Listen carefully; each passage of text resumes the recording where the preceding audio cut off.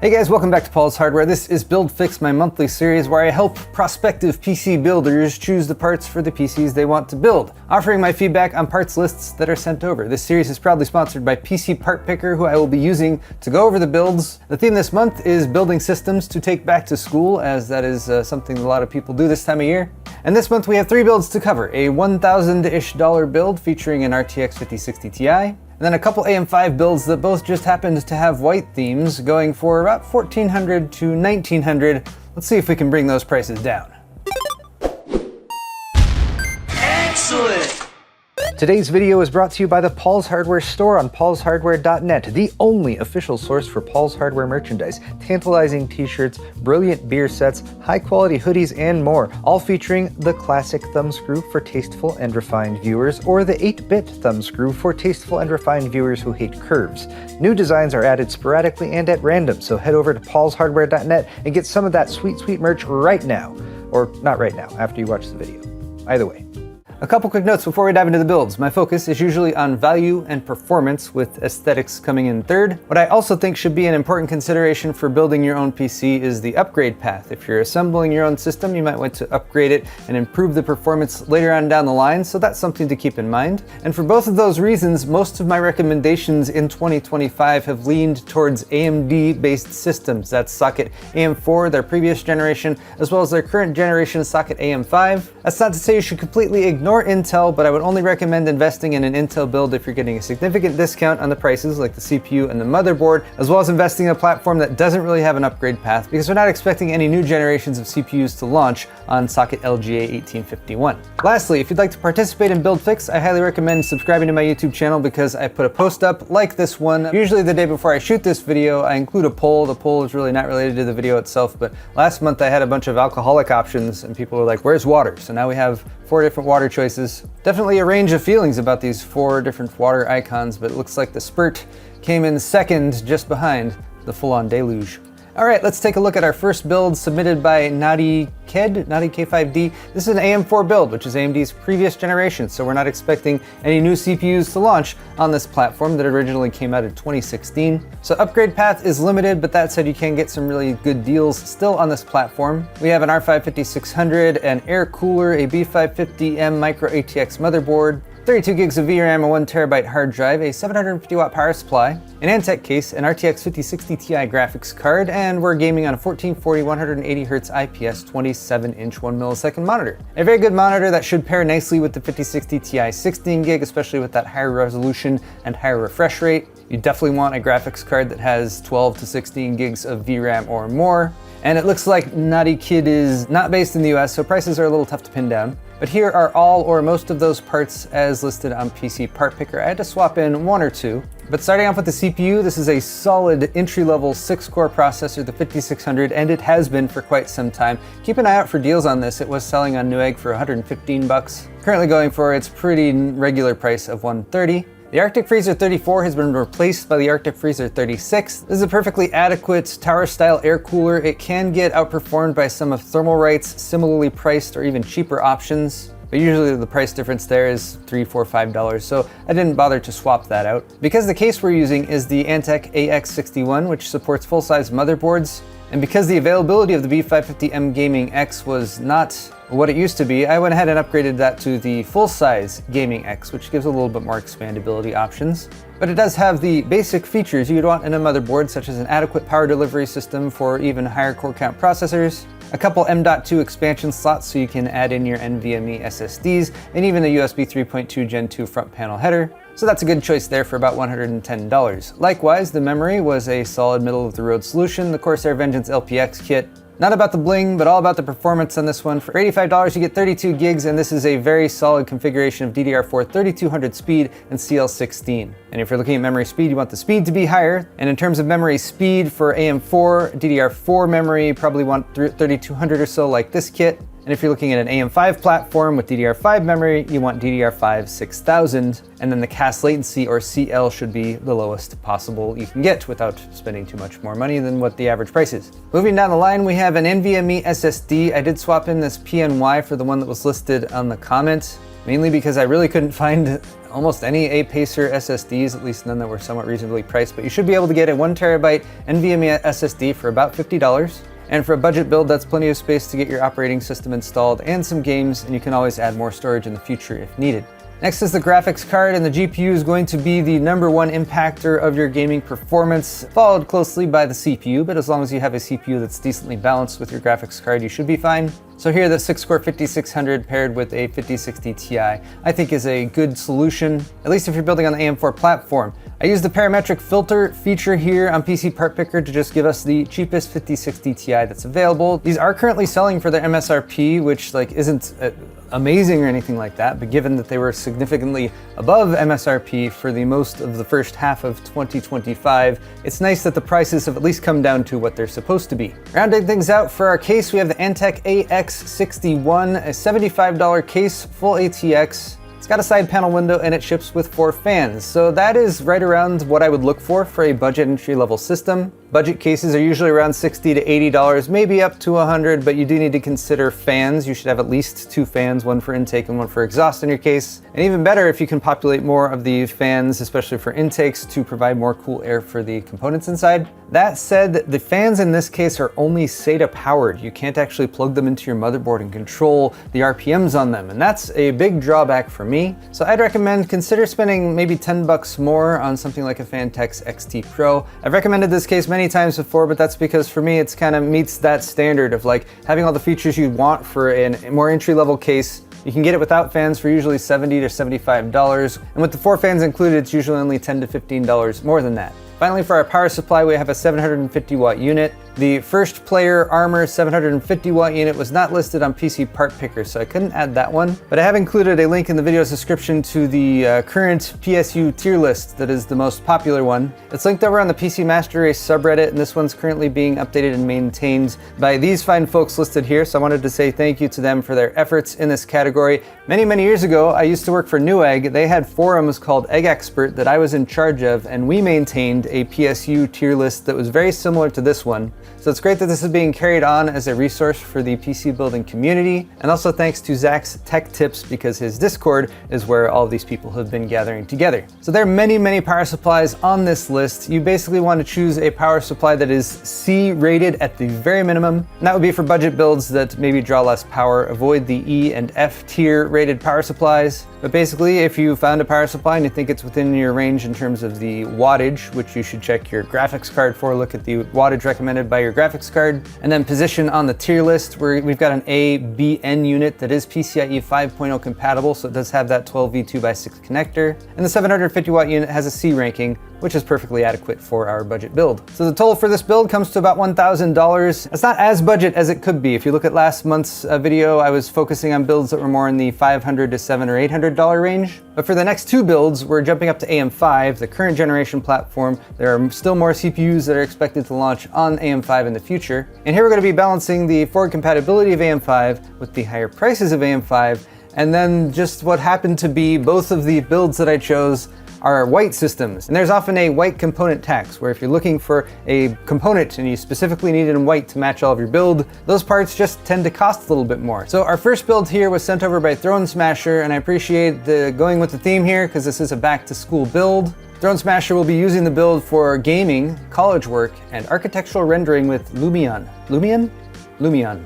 I'm assuming that's some sort of CAD-based application. I'm not directly familiar with it. And the monitor is an MSI G242LW, which is 1080p and 144 Hz. So all of the parts are listed here. There are a few extra fans from Fantex that were included. These are white daisy chainable M25s, which are very good fans, and that would be an upgrade. I left them out of the build parts list just to keep things simpler, because even without those fans, we're already over $1,400, and that's with a 6-core 9600X.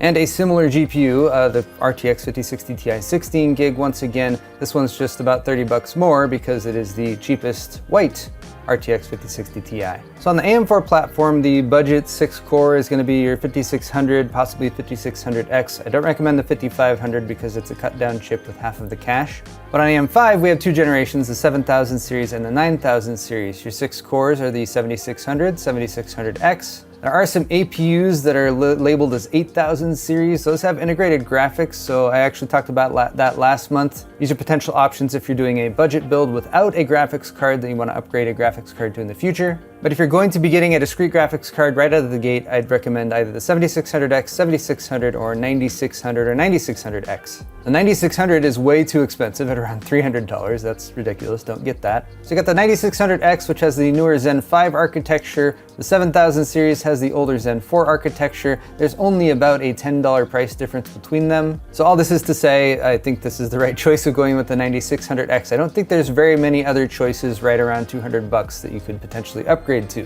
What you could upgrade to if you wanted to spend more money and get more performance for it would be the 7800X 3D, but that's a pretty hefty price increase to $360, although that's less than what it used to be. Or of course, on this platform you have the best possible CPU for gaming, which is the 9800X 3D, which is an 8-core CPU instead of 6. But that one is close to $500, so let's not even consider it for now. That's an upgrade down the line possible thing.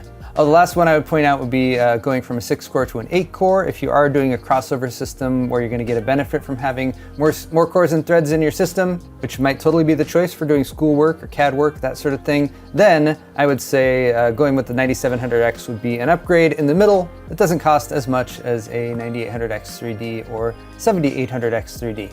Okay, moving down the line, we have an air cooler, Thermalright Peerless Assassin. Thermalright makes really good entry-level air coolers that typically cost around 35 to 40 bucks, and this one falls in place. You're not even having to pay much extra for the white tax on this one. Similar situation with the motherboard, Gigabyte B850M Aorus Elite Wi-Fi 6E Ice. Yes, there are slightly less expensive B850 chipset motherboards out there, but not that much less. So again, if you're sticking with the white color scheme, that's a good choice. Even our memory here is a Team Group T-Create Experts all-white kit that's costing about $100. You got the sweet spot of the DDR5 6000 speed and the ACL60.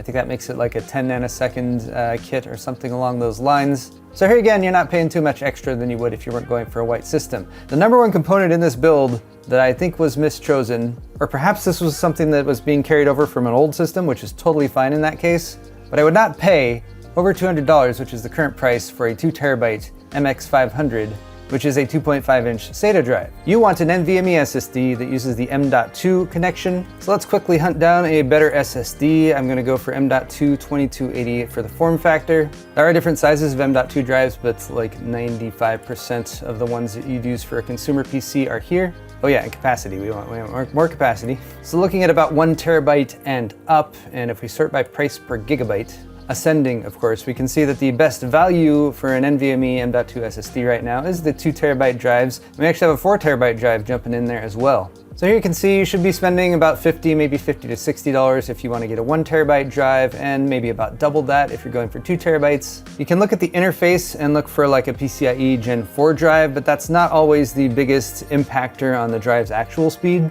And I don't want to get too into the weeds on various SSD features and everything, but one of the base specs you can look at is if you look at performance, such as on this Mushkin Helix L, which is a Gen 3 drive, but that is indicating your bandwidth, whereas the actual performance is going to be your max reads and writes. And then another thing to look at might be the cache. Some drives have a dedicated bit of RAM that uses the cache, and some drives set aside some of their NAND to function in SLC mode, which is what this drive does. Which is the number one thing that people seem to nitpick on in the comments when I'm picking out SSDs, is if I pick one that doesn't have a DRAM cache. But honestly, your SSD is mostly going to impact your game and your operating system loading times. The difference is often only going to be just a matter of a few seconds. So for me, the capacity is much more important. And for this build, for more than $100 savings, we now have a drive that's probably 3 to 4 times faster in terms of reads and writes. So that was definitely a worthwhile upgrade.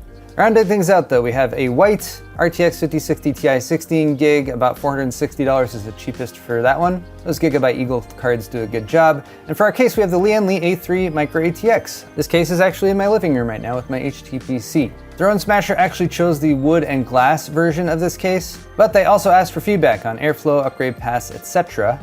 So the two things I would note is that first off, finally, the wood version of this case is available straight up for $90. So that's cool. It was pretty hard to find for a while. I actually had to get one straight from Lian Li, and then I swapped out the front panel because I originally had built in the one with the white plastic front panel. But the second note here, when you mention airflow, the mesh side panel on this is going to have much better airflow than the solid glass side panel. So while I know you've gone to great lengths to choose all white components for this build, I've found that even with the mesh side panel with components inside that light up, you can actually still see things in there pretty well and you get much better airflow. So that's something I would consider, maybe going with the mesh option, but either way, our final component is this Vetru 1000 watt 80 plus gold certified fully modular power supply. Double checking our tier list, actually these, whichever unit, there's an earlier unit and a later version. There are some extra notes on the PSU tier list about that, but either way, you're in the A or B plus tier rating category. I guess the only other aesthetic note I would have on this is that it has black connectors at the end of the white cabling, which, you know, for an all white build, sometimes you want the connectors to be white too. But that is mostly an aesthetic detail. So all right, I know I didn't have a whole lot of changes to make with this build, but I found it to be a pretty reasonable, aesthetically pleasing upgrade to sort of that entry-level $1,000-ish AM4 build that we started with. You're upgrading to AM5, you're going with the 9600X instead of the 5600. You have a nice aesthetically pleasing system with a 2TB NVMe SSD. And the cost difference is a little bit less than $300. All right, our final build is from Chimeraiam, slowly buying parts one paycheck at a time. Quick note, if you're buying parts one piece at a time, I at least recommend getting like your CPU, motherboard, and memory and power supply all together so you can do a test boot of your hardware. You don't want to buy something and then wait 2 or 3 months to get the other components you need to get that part up and running and then find that you have a defective motherboard or something like that. It's often much easier to do a quick swap out of a component directly with the retailer that you bought it from, but you can often only do that within the first 30 days. Beyond that, you have to work with the manufacturer, and their turnaround times for RMAs can often be a few weeks, sometimes more. That said, I was hoping this would be like the AM5 next step up, going from a 6-core to an 8-core and a few other swaps. But then I found out as I built the list on PCPartPicker, this is actually also an all-white build, but some slightly different components. The 9700X, we have a 360mm all-in-one liquid cooler, some Dominator titanium memory, and the rest of the components as you can see here. Let's go ahead and edit this parts list so we can see if there's anything to be swapped out. Starting with probably the number one thing I recommend people do not do if you're trying to keep the costs of your build down, which is to spend $200 or more on an all-in-one liquid cooler. All-in-one liquid coolers look pretty nice. Thanks to the way physics works, they're very effective at keeping CPUs cool. But they are not $150, $170, like $180, it's not worth $185 more money over what you can get with a Thermalright Peerless Assassin, which is also available in white and matches, and is more like $50-ish. Even if you do say, Paul, I don't care, I love the AIOs and so that's what I need, you can get an AIO, even an all-white one, for less than $100. So all we're gonna do is look at 360mm AIOs. We're gonna start by price, and looky there, Thermalright also sort of has the market cornered on inexpensive AIOs, similar to what they've done with air coolers. Looks like Vetru has been jumping in with a few options here as well, and of course, Geometric Future. Of course, the real question is, like, do you want the Aqua Elite or the Frozen Infinity? We're gonna keep things simple, go with the Thermalright Aqua Elite ARGB V6, and it still boggles my mind that they're able to sell that for $52, but let's move on.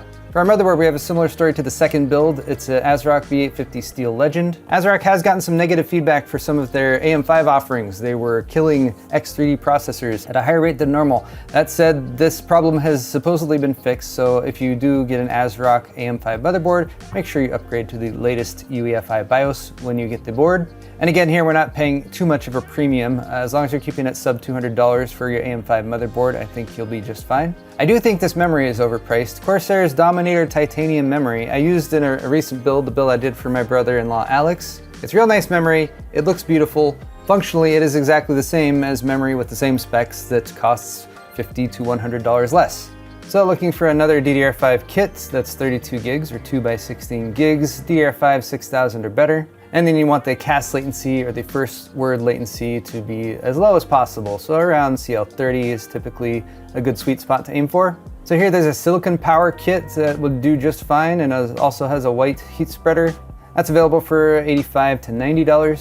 There was RGB in that Corsair kit, so you could go with this for pretty much the same price. And in fact, that's what I'm gonna do because it's a good price. And again, memory is the type of thing where it's either gonna work or it doesn't. And most memory, you plug it in and it works and you never think about it again. That's after you set the XMP speeds, of course. Here for the SSD, we have a similar situation. You could probably get away with something a little bit cheaper. That said, Samsung's 990 series, Samsung SSDs are generally pretty premium. This one's about $20 over like what you'd pay for a more entry-level SSD, but it is PCIe 5.0. And look, PCPartPicker has even benchmarked this one, so we can quickly roll down here to look at stuff like sequential reads, which are looking very nice. Those are actually up in the PCIe Gen 5 range, where you actually need that bandwidth. We also have an RTX 5070. I went with the cheapest RTX 5070 that was white that I could find. That was about $30 over the current MSRP of $550. Then we have a case, which is an NZXT H9, which is $170. There are definitely less expensive cases on the market. The H9 is a really nice case. It has that full wraparound glass though, so at least when you're paying more money for the case, you're getting something that you're going to be seeing quite often. And higher end cases often have some features that make things easier to build in. And finally, for the power supply, the Corsair RM850E. This power supply is one that you might consider swapping in for the Vetru. It is only $10 more, Cybernetics Gold efficiency rated, and this one does have those all-white cables, and 850 watts is going to be perfectly fine for anything up to an RTX 5080. And it's nice to see that, again, this isn't like a $200 unit or anything like that. We're looking at $130, which isn't a terrible markup for a GPU of this caliber. All right, we've made a few swaps to save some money. We didn't change any of the core components, so you're still getting the same amount of performance. Total price is down to $1,630-ish. And that is gonna wrap it up for Build Fix for August. If you guys have any feedback for my feedback that I gave to the people who submitted their builds, leave that in the comments section down below, and don't forget to subscribe so you can be notified when my post goes up for next month's Build Fix. I'll post links to these builds in the description too, and you can find a link to my store down there at paulshardware.net, where you can help support my channel by getting yourself some high quality merchandise. Thank you guys once again for watching. Thanks to PCPartPicker for sponsoring this series, and we'll see you all in the next one.